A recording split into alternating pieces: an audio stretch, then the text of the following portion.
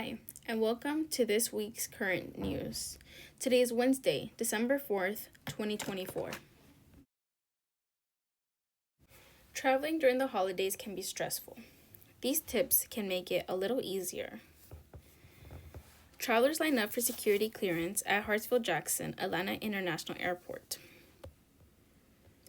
Travel can be stressful in the best of times. Now add in high-level anxiety that seems to be baked into every holiday season. And it's clear that travelers could use some help calming frazzled nerves. Travel pros say there's plenty you can do ahead of time to make for a happier and less stressful holiday journey.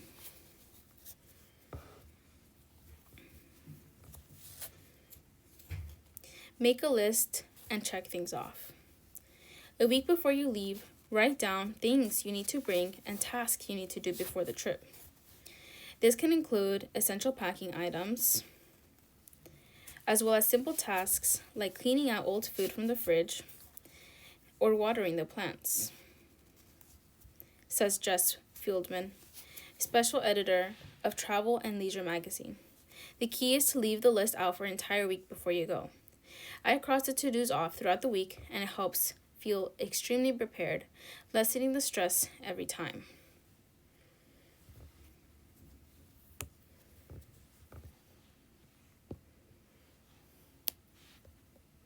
Carry your comfort zone with you. Noise-canceling headphones can go a long way toward blocking out annoyances during travel. Although you use them, you should keep an eye on the display boards.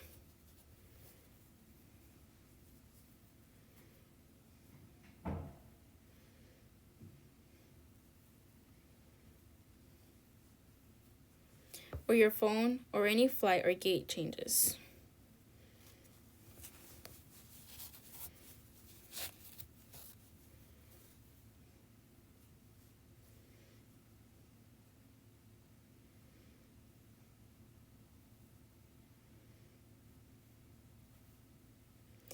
Spotify, YouTube, and other sites offer music playlists with names like Relaxing Chill Out, Calming Music for Airports, and Perfect Music, Travel Relax, or Try Music for Airports, a groundbreaking album that launched the ambient music genre in 1978.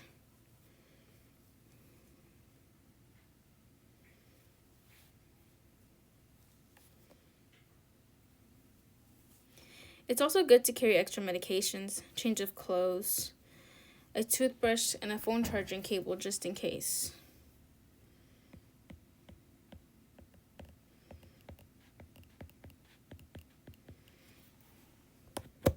Bringing along some snacks or a sandwich from home can feel comforting and be a great alternative to pricey airport offerings.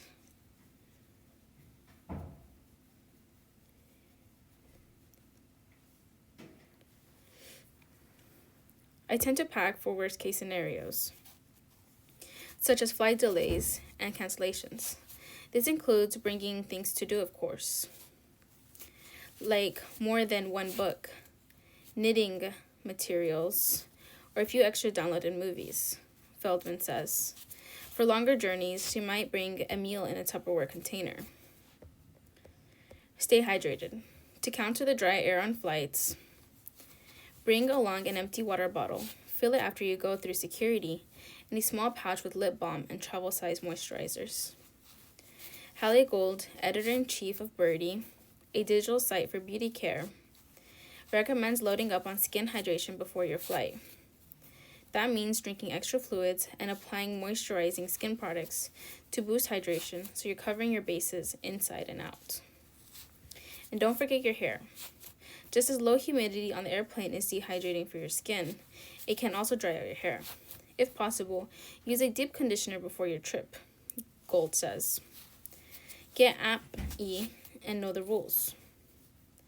Every airline has different requirements when it comes to the boarding process.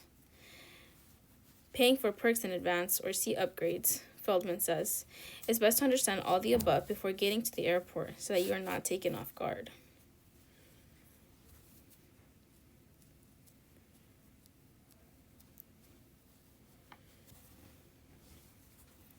Having the airline's app lets you know about gate changes, flight delays,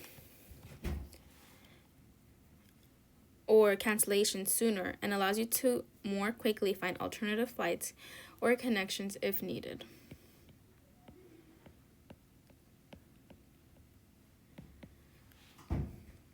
Give yourself the gift of extra time.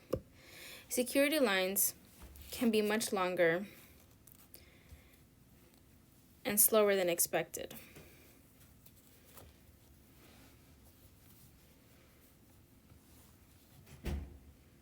And so can the walk through a large airport.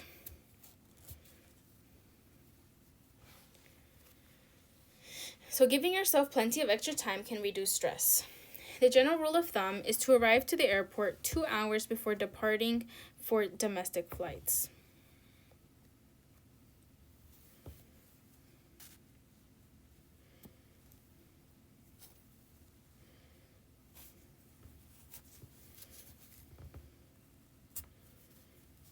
And 3 hours before international flights.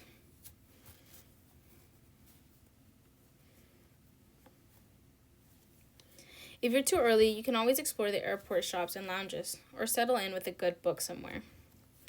I can always confirm whether or not there is a lounge I have access to in my departing gate ahead of time, Feldman says. Even without lounge access, she says, I like to know what the restaurants and waiting areas near the gate are like. Try to identify the source of your anxiety. If you have a sense of why you're feeling stressed, it can help to figure out ways to reduce that stress, says Lynn F. Bufka, head of the practice for the American Psychological Association. So if you're feeling overwhelmed, are there things that you can outsource? Is there someone in your family who can help with parts of the planning? Recognize the crowds, bad weather, and canceled flights are beyond your control. Some people just don't like to travel far or to fly. If it's a fear of flying, it's important to know that it can be treated, and that treatment can really improve your quality of life, Bufka says.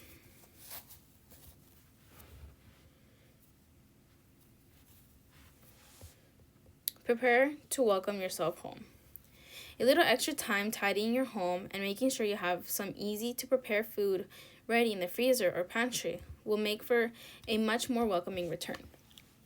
Always, always, always clean your space before leaving for a trip. You are inevitably going to feel a bit off after a long travel day, and coming home to an unorganized place will make it so much worse, Feldman says. Wash the sheets, take out the trash, put away clothes, clean the countertops. Arriving home to a neat and tidy space is the best homecoming, especially after a long time away. What medical care for transgender minors is at stake in Supreme Court case? People attend a rally as part of a Transgender Day of Visibility on Friday, March 31st, 2023, by the Capitol in Washington.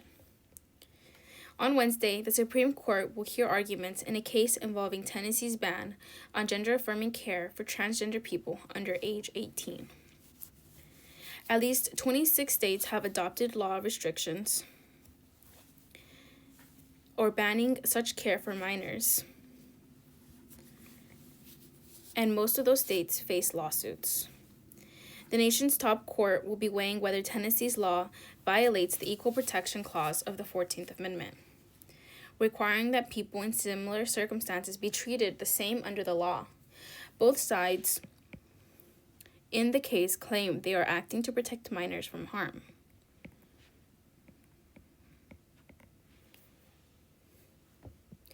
Gender-affirming care is supported by the American Medical Association, the American Academy of Pediatrics, and other medical groups. Here's a look of what's typically involved. Evaluation and diagnosis happens first. Young people who persistently identify as a gender that differs from their sex-assigned birth are often referred to clinics where teams from various medical specialties provide gender-affirming care.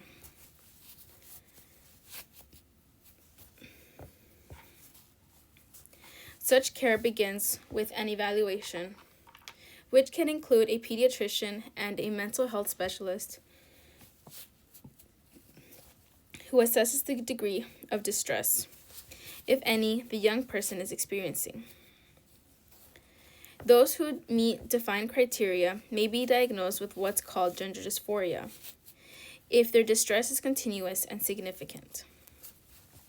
Some young people and their families may decide to try a social transition involving a new hairstyle, clothing name, or pronouns. Experts agree that allowing children to express their gender in a way that matches their identity is beneficial.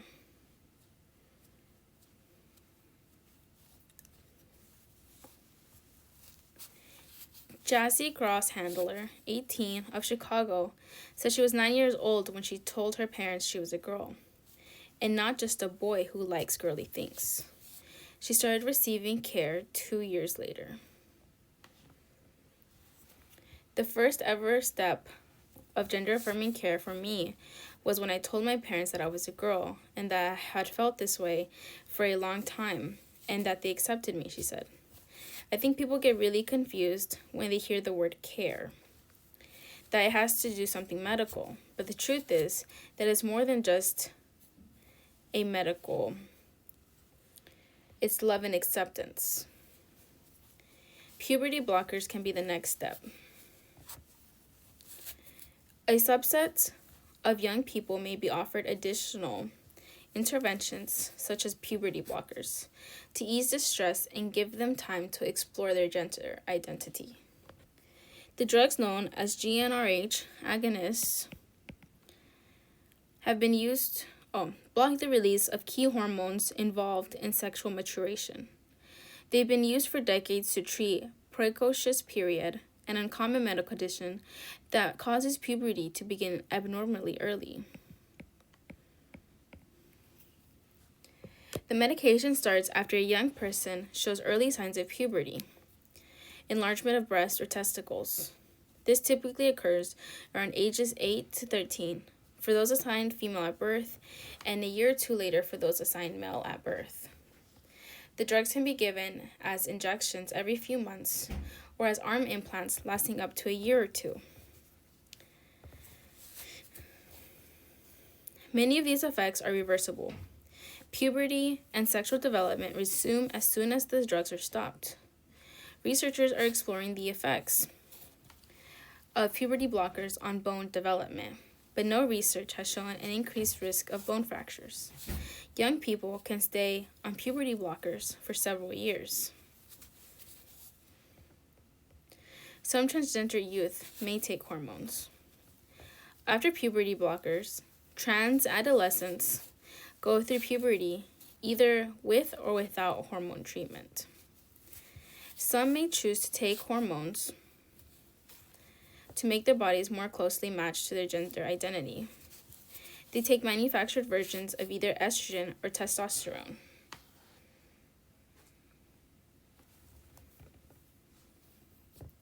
Hormones that prompt sexual development in puberty. Estrogen comes in skin patches and pills.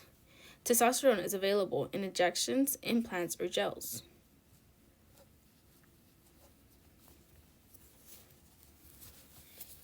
Guidelines recommend starting these when the teens are mature enough to make informed medical decisions.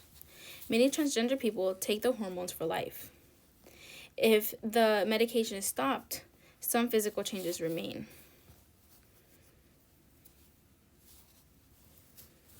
Testosterone generally leads to permanent voice lowering, facial hair, and development of the Adam's apple. Estrogen can lead to permanent breast development.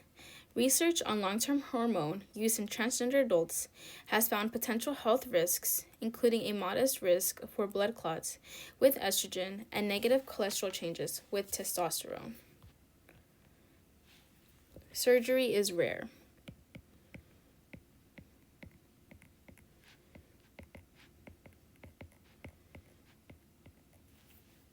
Gender-affirming surgery in transgender teens is far less common than hormone treatment.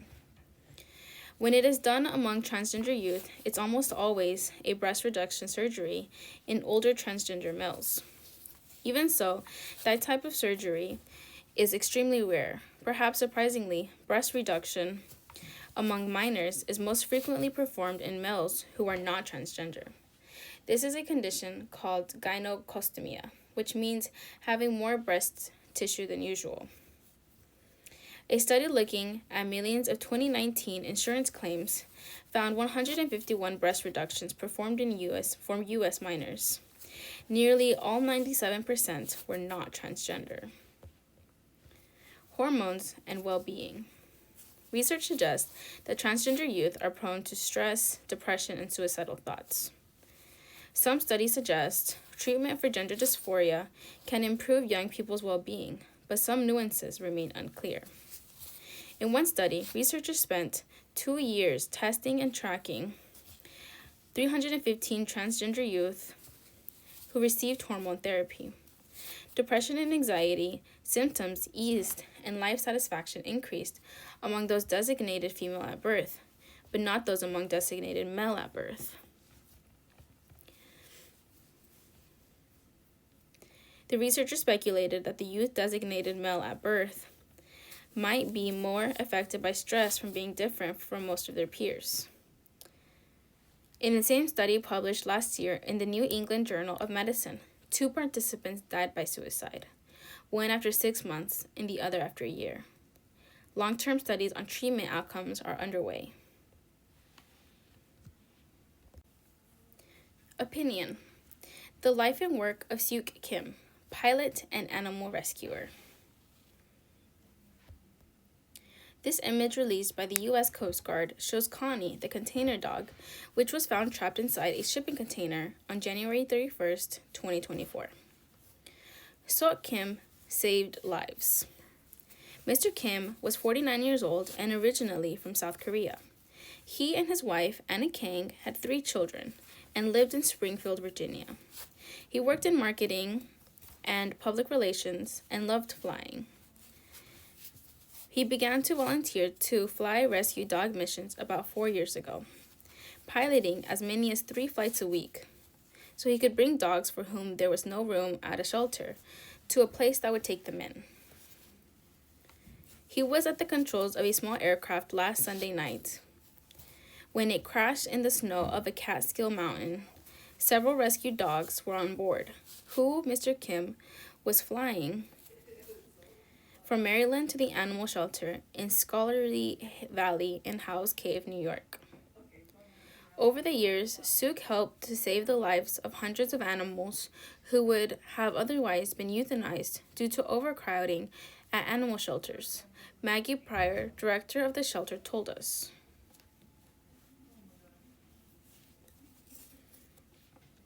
I think Mr. Kim might have been happy to have us know that Whiskey, a 4-month-old Labrador mixed puppy, survived the crash.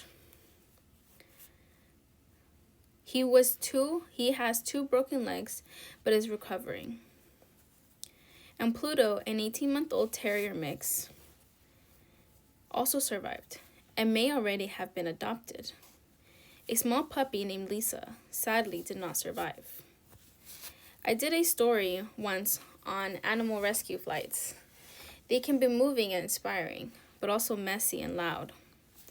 Dogs and cats don't know they're being rescued. The noise and rumble of the airplane can upset them.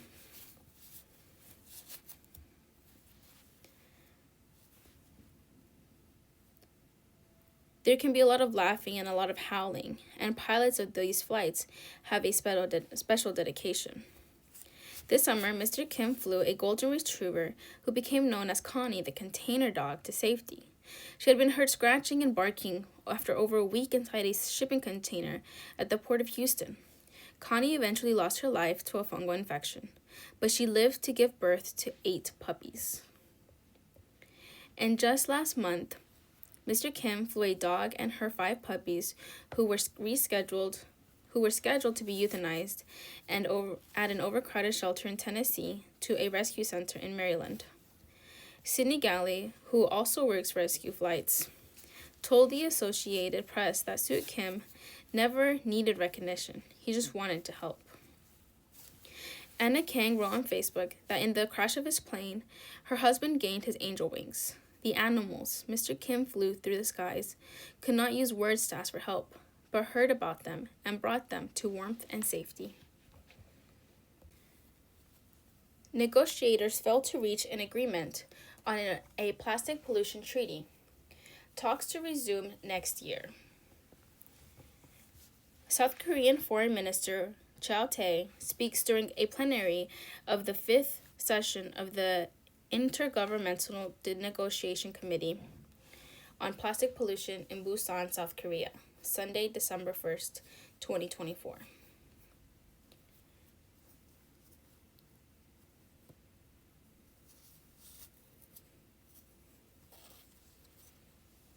Busan, South Korea. Negotiators working on a treaty to address the global crisis of plastic pollution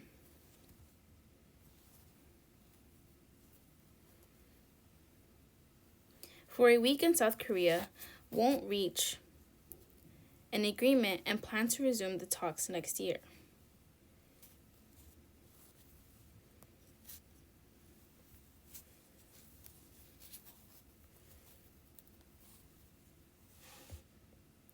They are an impasse over whether the treaty should reduce the total plastic on Earth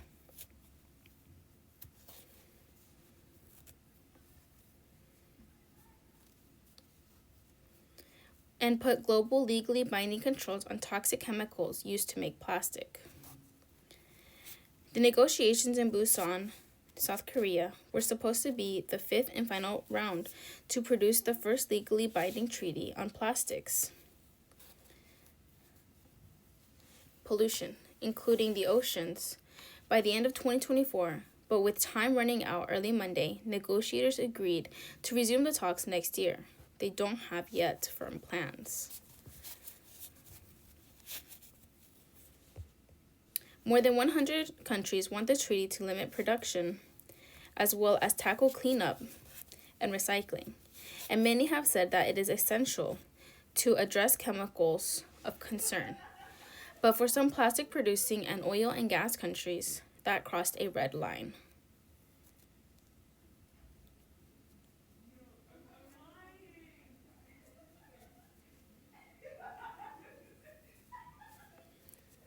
For any proposal to make it into the treaty, every nation must agree to it. Some countries sought to change the process so decisions could be made with a vote of consensus couldn't be reached, and the process was paralyzed. India, Saudi Arabia, Iran, Kuwait, and others opposed changing it, arguing consensus is vital to be an inclusive, effective treaty. On Sunday, the last scheduled days of talks, the treaty draft still had multiple options for several key sections. Some delegates and environmental organizations said it had become too watered down.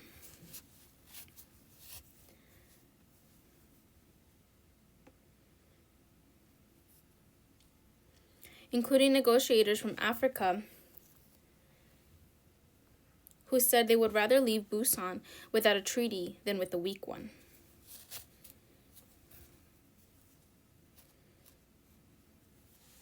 Every year, the world produces more than 400 million tons of new plastic. Plastic production could climb about 70% by 2040 without policy changes. In Ghana, communities, bodies of water, drains, and farmlands are choked with plastics, and dumping sites full of plastics are always on fire, said Sam, the country's lead negotiator. We want a treaty that will be able to solve it, he said in an interview.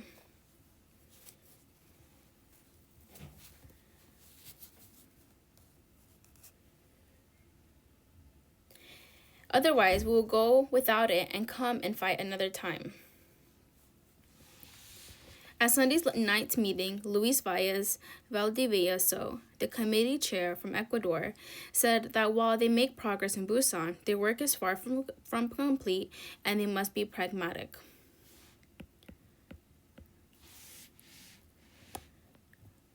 He said countries were the furthest apart on proposals about problematic plastics and chemicals of concern, plastic production, and financing the treaty, as well as treaty principles.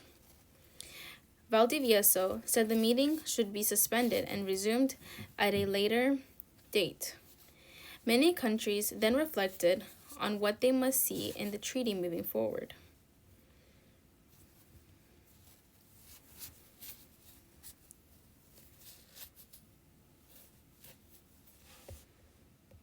Rwanda's lead negotiator, Juliet Kabera, said she spoke on behalf of 85 countries in insisting that the treaty be ambitious throughout, fit for purpose, and not built to fail.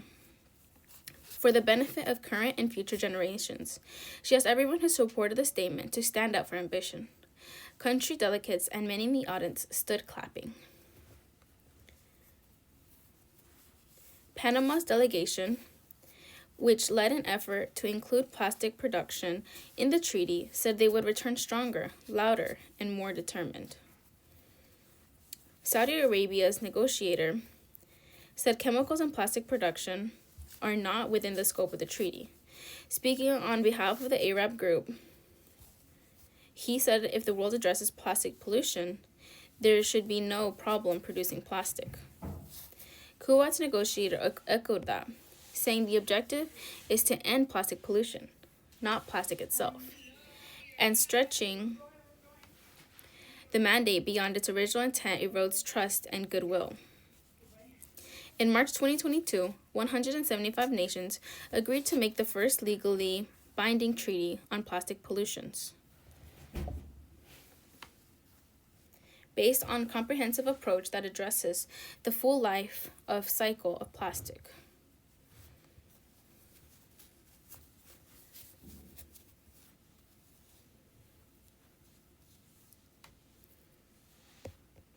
Stuart Harris, a spokesperson for the International Council of Chemical Associations, said it was an incredibly ambitious timeline. He said that the ICCA, a hopeful government, can reach the agreement with just a little more time. Most of the negotiations in Busan took place behind closed doors.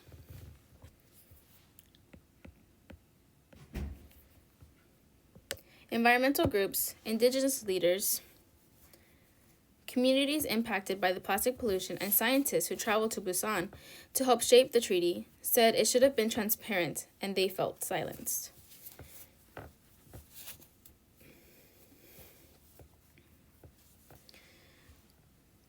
To a large degree, this is why the negotiation process is failing, said Jorn Beeler, international coordinator for the International Pollutants Elimination Network. Busan proved that the process is broken and just hobbling along. South Korea's Foreign Affairs Minister Cho Tae-yul said that though they didn't get a treaty in Busan as many had hoped, their efforts brought the world closer to a unified solution to ending global plastic pollution. South Korea's president says he will lift his martial law declaration. In a humiliating defeat, South Korea's President Yoon Suk-yeol announced early Wednesday morning that he had agreed to lift the controversial emergency martial law he declared hours earlier on Tuesday night. In a national TV address, the conservative president said he had withdrawn the military personnel dispatched to administer martial law. He also said he would lift martial law through a cabinet meeting. I have immediately convened the cabinet, but as it is late in the evening, we have not been able to reach quorum. As soon as the cabinet convenes, I will lift martial law, Yoon says.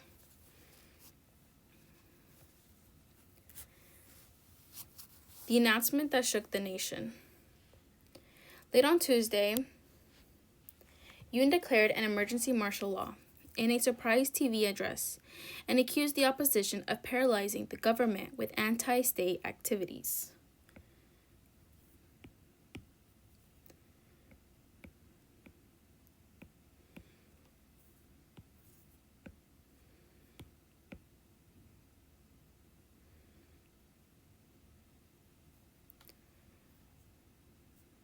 He said that the move was needed to protect the country.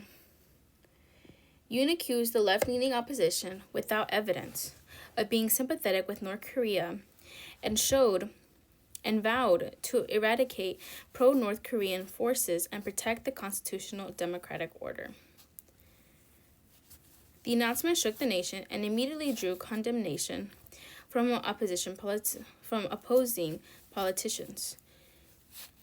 2 hours later, 190 of the country's 300 federal lawmakers gathered at the National Assembly, and all of those present voted to lift the martial law declaration. South Korea's constitution specifies the president should comply with the decision by a majority of the parliament.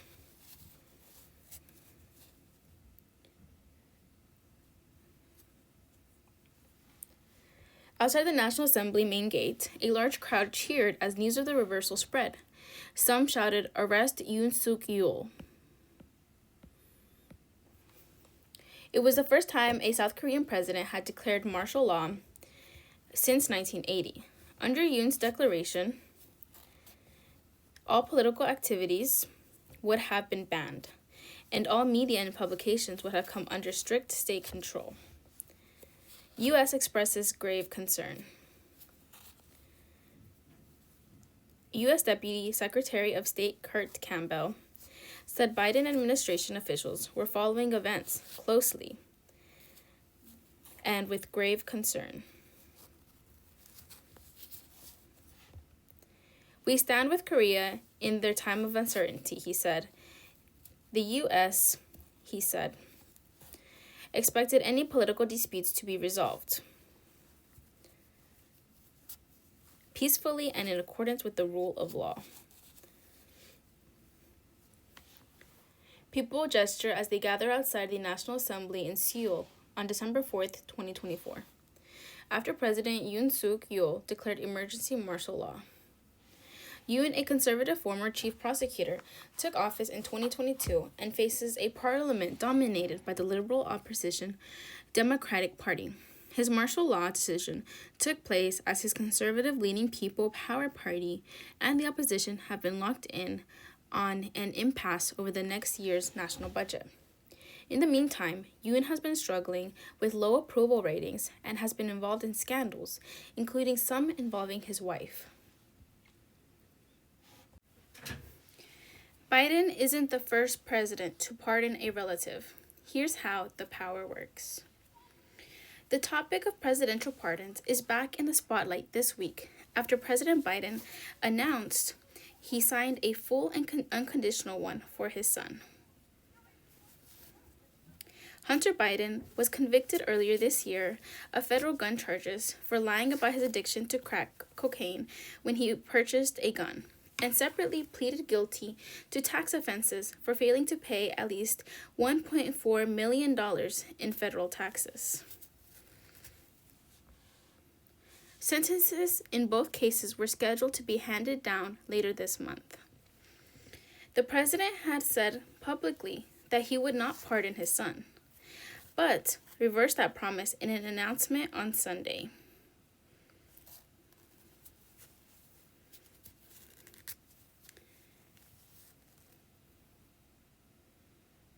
In which he called the prosecution unfair and selective. Biden blamed his opponents in Congress for instigating the charges against Hunter and unraveling his would-be plea deal through political pressure, though special counsel leading the firearm probe has denied facing political interference. In his statement, Biden said, "No reasonable person who looks at the facts of Hunter's cases can reach any other conclusion than Hunter was singled out only because he is my son."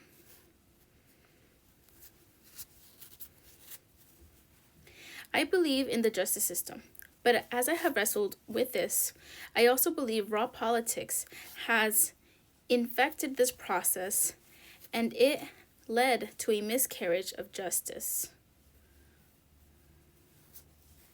Biden added, "I hope Americans will understand why a father and a president would come to this decision."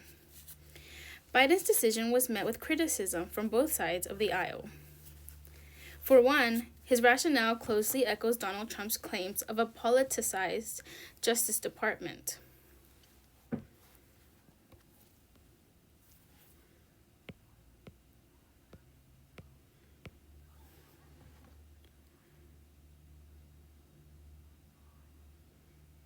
Even though the charges against Hunter Biden and Trump, the first president to be convicted of a felony, are very different. Trump was charged with trying to overturn the 2020 election and endangering national security through his handling of classified documents, though both cases were dismissed after his 2024 election victory.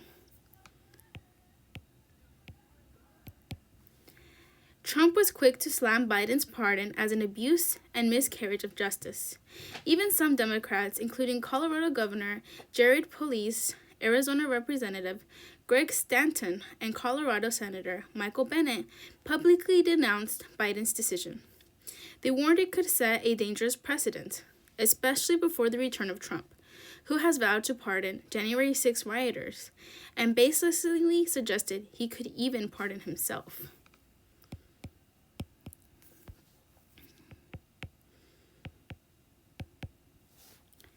Joe Biden put self before country and just pardoned his son, tweeted Joe Walsh, an anti-Trump former Republican congressman who had endorsed Biden. And that selflessness took the no one is above the law argument against Trump off the table. Presidential pardons have been commonplace since the days of George Washington, who forgave the two men convicted of treason for their role in the Whiskey Rebellion.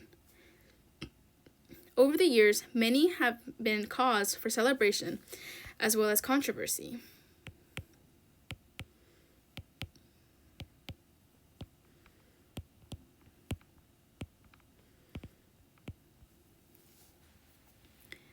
What is a pardon? Presidential pardon authority is inspired by early English law, which granted kings the prerogative of mercy.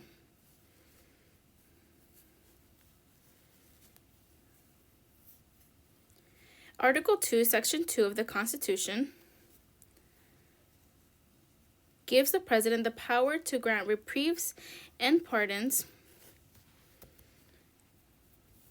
for offenses against the United States in cases of impeachment, except in cases of impeachment. The U.S. Constitution grants the President of the United States what's called unilateral clemency of power, explains Lauren Brooke Eisen, the Senior Director of the Brennan Center's Justice Program. And you can think of clemency as the umbrella term. Acts of clemency as the umbrella term include granting amnesty, reprieves, commutations, and pardons, the most expansive form of relief. A full pardon releases the person from punishment and restores their civil liberties, including their right to vote, hold office, and sit on a jury. Clemency really is an expression of mercy and often tempers the very overly punitive, harsh, inequitable results that our criminal justice system produces, says Eisen. The Supreme Court has repeatedly recognized the president's pardoning powers as relatively broad, extending to every offense known to the law, available at any time after a crime's commission, either before legal proceedings are taken or during their pendency, or after conviction and judgment, according to the Congressional Research Service. In some cases, presidents have even pardoned individuals who had not been charged with the crime. Gerald Ford pardoned Richard Nixon after the Watergate scandal, and Jimmy Carter pardoned most Vietnam War draft dodgers, both charged and uncharged. The only limits are, at least according to the Constitution, are that a president can only grant pardons for federal criminal offenses, not states or civil offenses, and cannot issue pardons in cases of impeachment. How have pardons typically been used?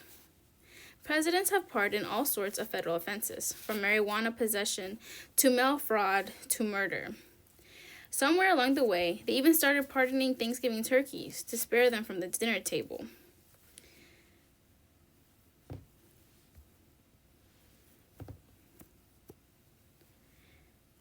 Some pardons have involved high-profile figures. Andrew Johnson pardoned a doctor who treated John Wilkes Booth's broken leg after he assassinated Abraham Lincoln, as well as thousands of Confederate soldiers and officials after the Civil War.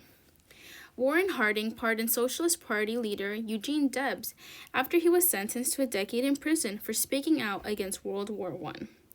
Richard Nixon pardoned Teamsters leader Jimmy Hoffa during his 15-year prison sentence for jury tampering and fraud. More recently, over 3,000 acts of clemency were granted in the 4 decades between the start of the Ronald Reagan and end of the Barack Obama administrations, according to the White House Historical Association. But the number of pardons has varied widely between presidents. Obama granted the most clemency actions, 1,927, of which 212 were pardons. Of two-term presidents since the mid-20th century, according to the Pew Research Center, George W. Bush issued the fewest, 200, including 189 pardons.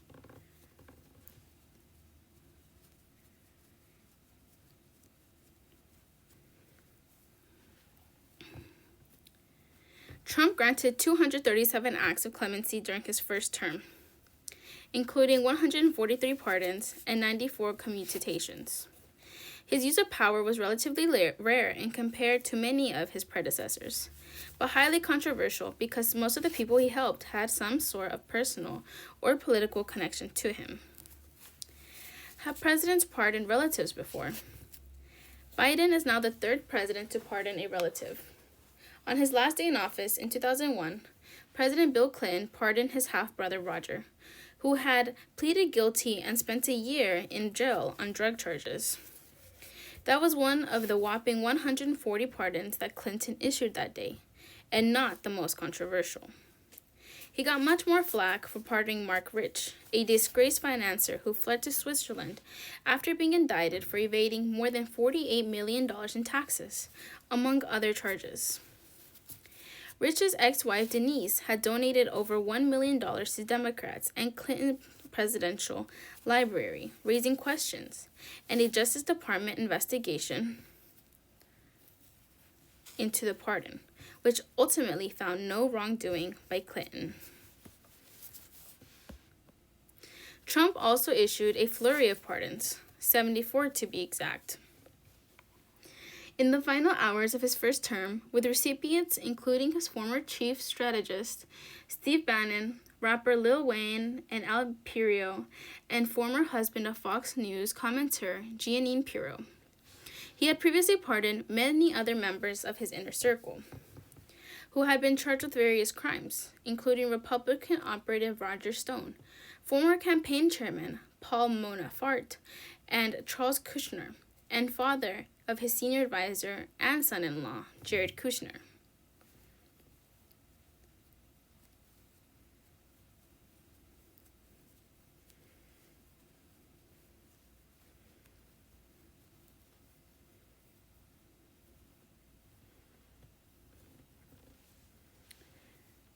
Charles Kushner himself, a real estate billionaire, pleaded guilty in 2004 for filing false tax returns, lying to the Federal Election Commission, and retaliating against a witness, his own brother-in-law.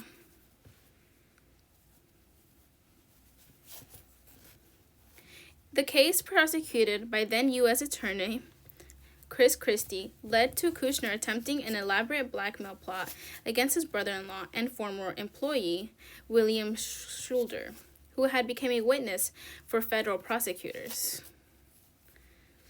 He hired a prostitute to sleep with Schulder, secretly videotaped the encounter, and mailed the recording to Schulder's wife, his own sister, who turned it over to authorities.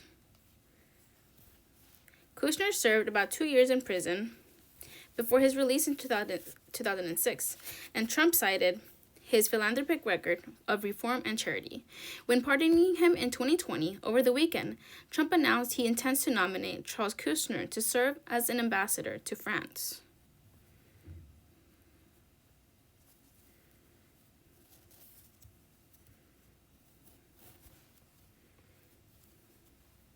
How does Hunter pardons fit into Biden's clemency record? Biden has pardoned 25 individuals and commuted 132 sentences during his tenure. According to Justice Department data, he has granted clemency to many more, including entire groups.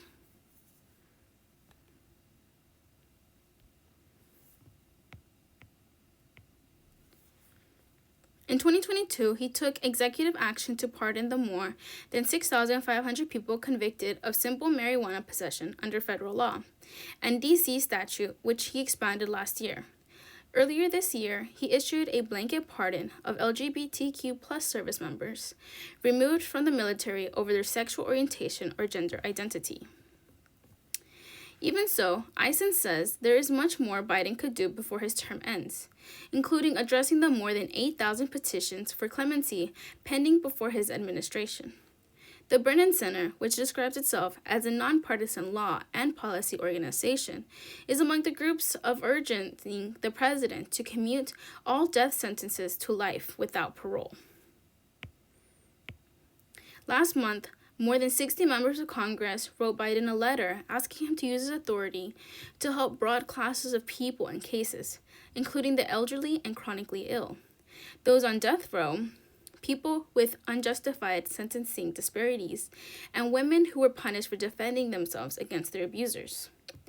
While Biden's most recent and most personal pardon is in the spotlight, Eisen hopes he will take the opportunity to afford the same grace to many others who are already serving what she calls excessive sentences.